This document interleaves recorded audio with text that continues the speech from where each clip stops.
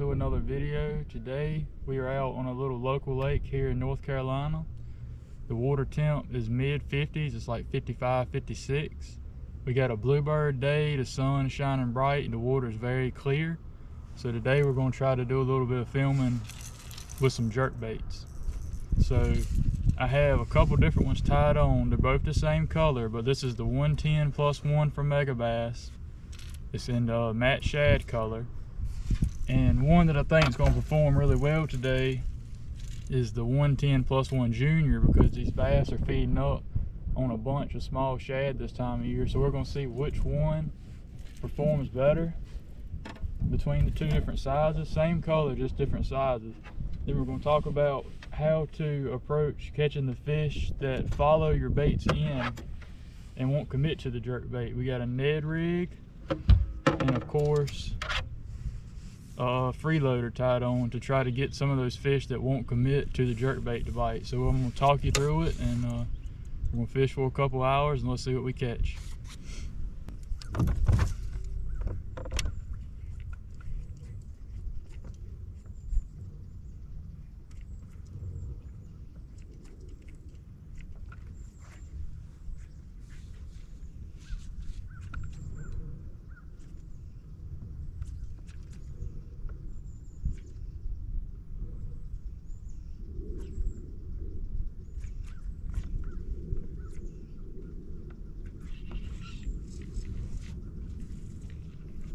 That was pretty cool there. I actually saw that fish eat it with my eyes.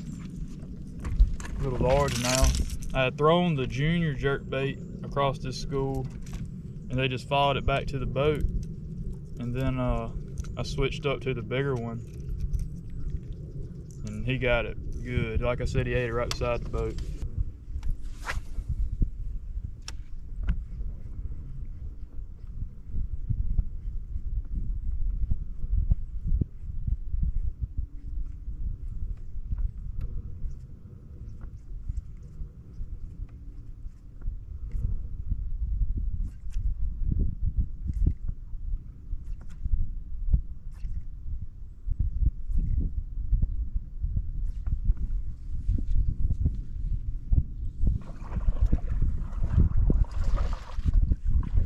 Got another largemouth out of the same school. It's just a little boulder here on this point. You got a little group sitting here waiting for some shad to come by, I guess, and they're going right back up there after you catch one. So they ain't that big, but they're still fun to catch. A lot of times when you're fishing for largemouth this time of year with a jerk bait, you want to slow it down once they see it. You can work it fast as you want to till they start following it.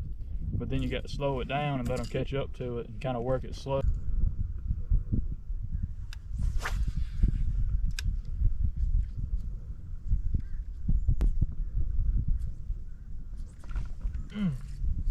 That's a big one, guys. Not real big, but he's a lot better than the other two we just caught.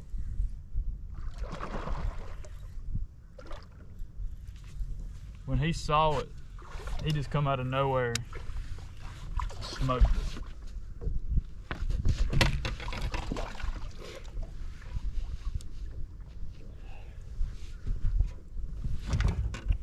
And this is on the junior jerk bait, and look how he's got that 8.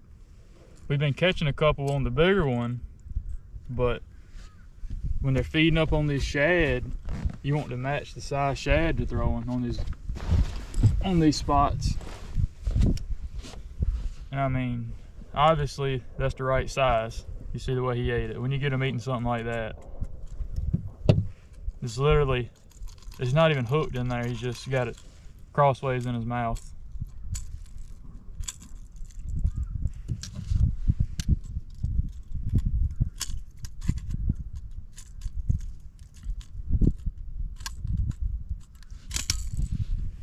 Can't even get him unhooked.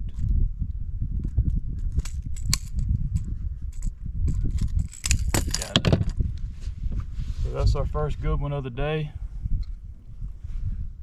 We'll get him back.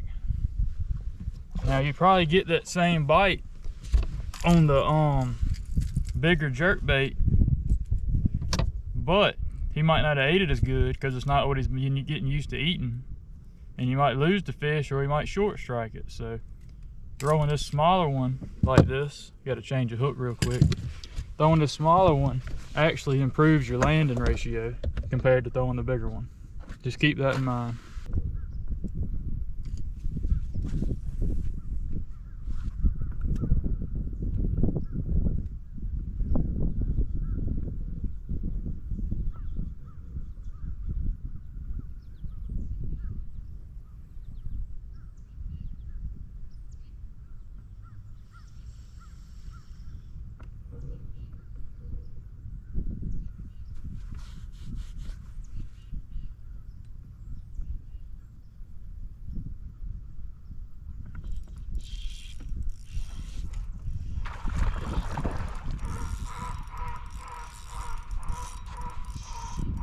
There's a little bit better one.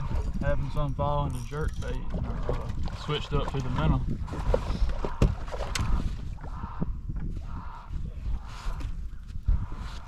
Big old spot. When they're just following the jerkbait and they follow your jerkbait to the boat, it's always good to have a minnow to follow up with. That's a pretty good one there, real pretty fish.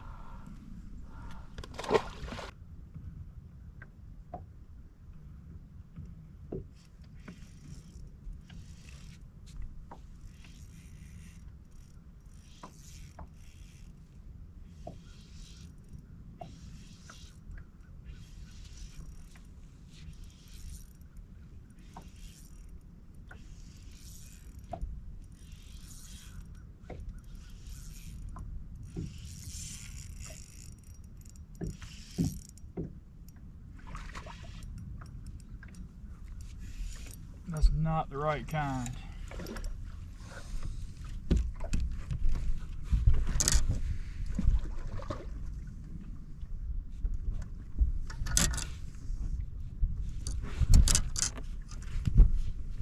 Still pretty cool though. You don't see many of these around here. Old freshwater drum.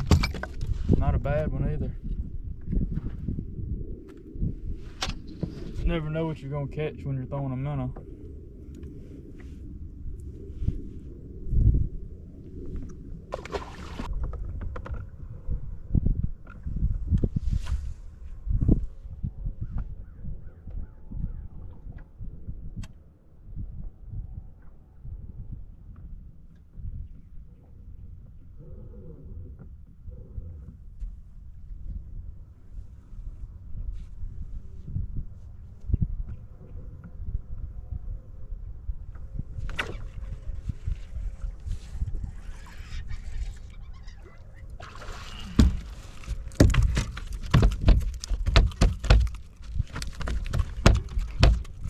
Really big spot there. That's probably a 3.5 pounder there. I've been throwing this jerkbait a lot and not having much success getting them to commit, so I figured they might be a little bit more lethargic and switched up to a jig, black and blue jig, and just popped this one. It's a real good one. So we might need to change up and start throwing the jig some more.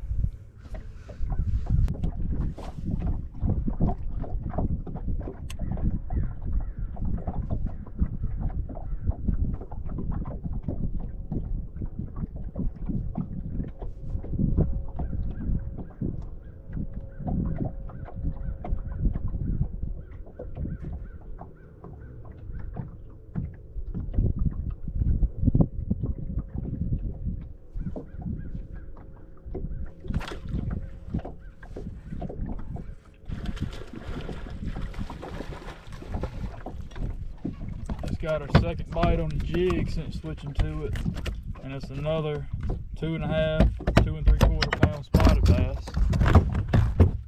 These things are wide open. They're just out here crawling on the bottom in the middle of the river channel, but put that jig in their face and they're biting it. Throwing a jerkbait over top of them, it's hard to get them to see it and hard to get them to commit. So it's key to know what baits to switch to when they won't commit to what you're throwing. The fish can be extremely finicky in the fall, so it's always good to have a wide range of baits on your front deck this time of year.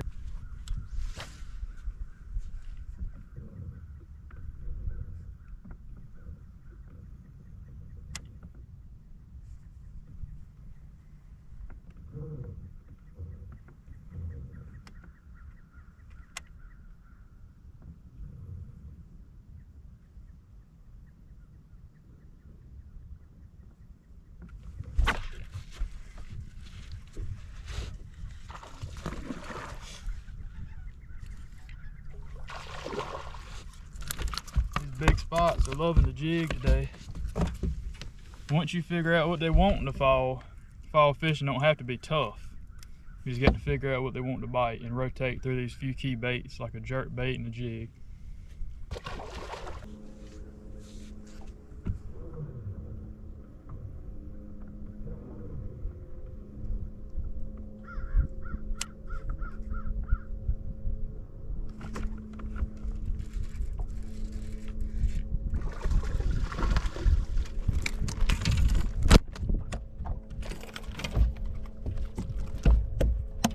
Another one of the wrong kind. He had me fooled. I sure thought he was a bass on the screen.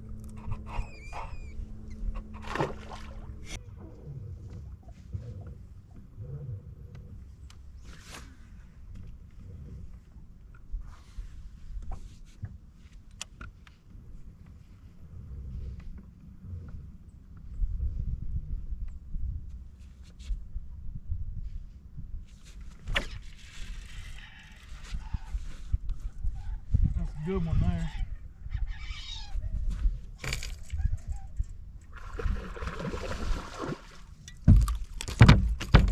Really big spot. Another 3-pounder or so. Same thing, just throwing this jig on rock. Seems to be what they want today. And a beautiful fish. Look how fat he is.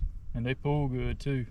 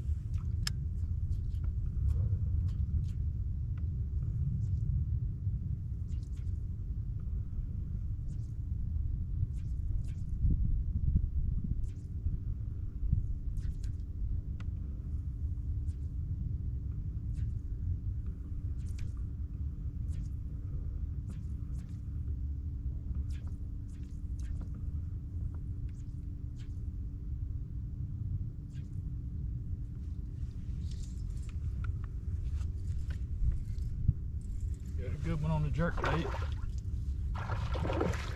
It took some convincing, but I got him.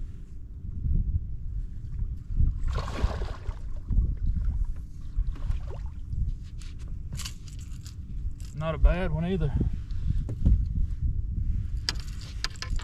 On that 110 junior +1. Probably a 2.5-pounder, largemouth.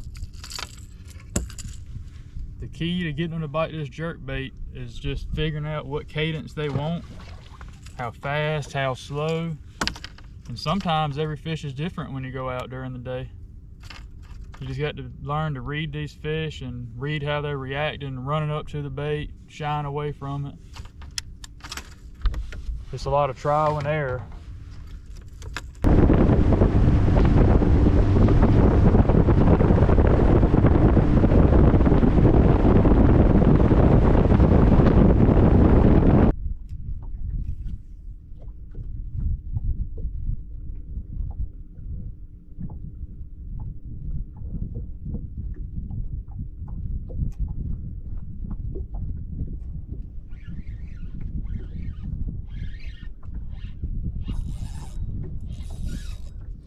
Ned rig finally.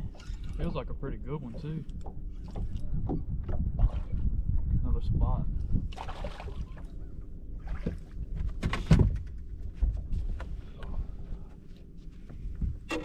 Ned rig's a really good bait to have in your arsenal in the fall when it's tough. It's really good bait to have in your tackle box year round.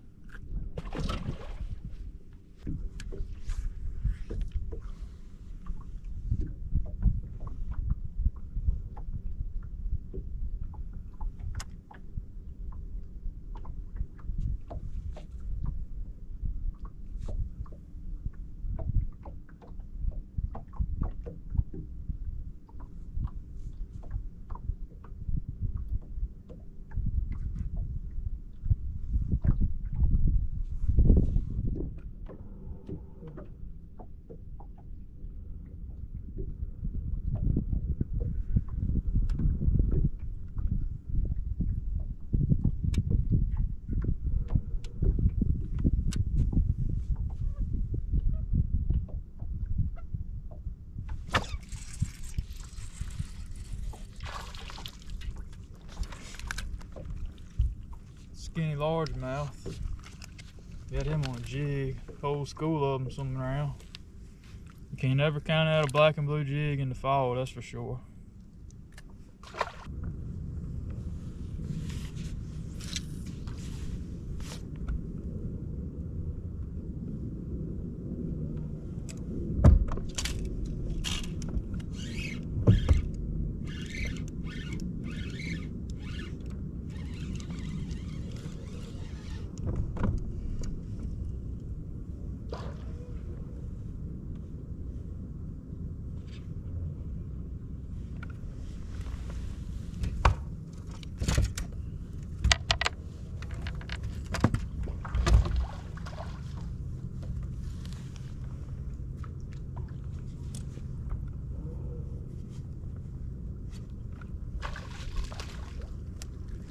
Ain't like that. There's a bunch swimming with him, so I